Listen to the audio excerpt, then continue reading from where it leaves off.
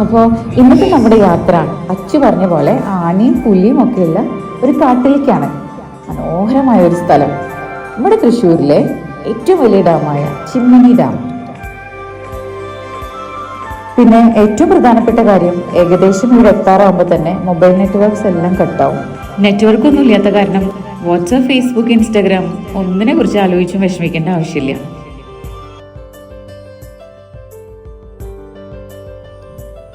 ഞങ്ങൾ പോയ സമയത്ത് ഡാമിൽ വെള്ളമൊക്കെ തുറന്നിട്ടുണ്ടായിരുന്നു. അതിൽ നിന്നുള്ള നീരാവിയൊക്കെ അടിച്ച് എല്ലാവരും നന്നായി നനഞ്ഞു. എന്താ പറയുക, ഒരു അടിപൊളി സ്പെഷ്യൽ ഷവറായിരുന്നു.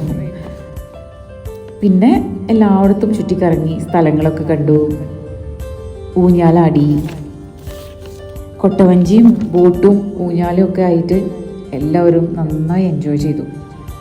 ഒരു മനോഹര ദിവസം കൂടി എന്നെന്നും ഓർത്തിരിക്കാൻ.